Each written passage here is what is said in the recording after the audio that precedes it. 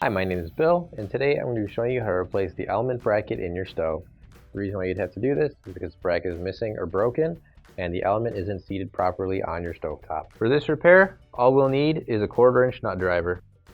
Warning: before doing any repairs, please disconnect your power source. So this is the stove we're going to be using in this demonstration. It's a GE. Now keep in mind, ours might be a little bit different than what you have at home, but the same technique should still apply. So what we've got to do here is we're going to open up our oven door, and we've got these two screws right here that we have to remove. So we're going to use a 1/4-inch nut driver. So now we'll take our stove top off by lifting up and tilting back, and then picking it up, and we'll set it off just slightly on one side. And the first thing I'm going to do is remove this grounding wire here, and I'm just using my 1/4-inch nut driver.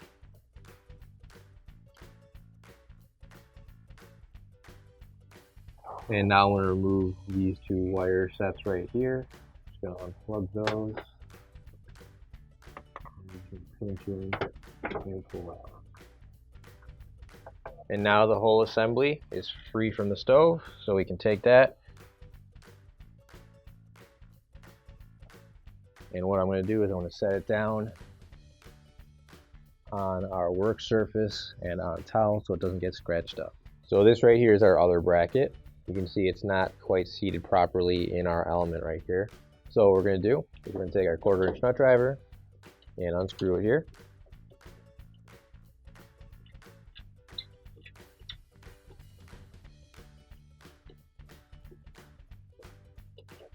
There we go, and you can see as soon as that bracket came off all the way, the element popped right up.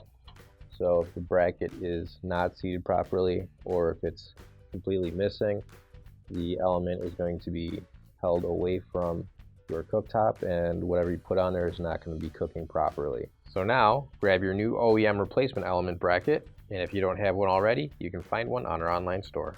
So now we're going to use this end of the bracket, and that's just going to hook in onto the stovetop right there, and we'll line up the hole and this little clip on here. Line that up, and the clip sits right there, and then we can screw it back in. And now we'll put our cooktop on our stove. Now we'll reattach our grounding wire here. And now we'll reattach the rest of our wires, and all you have to do is push them straight in.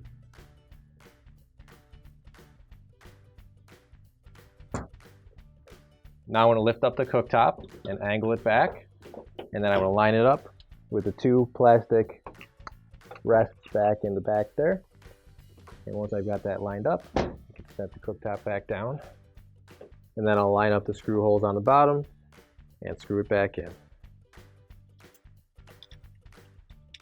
And now you can close up your oven door, and your repair is complete. Finally, don't forget to plug in your appliance.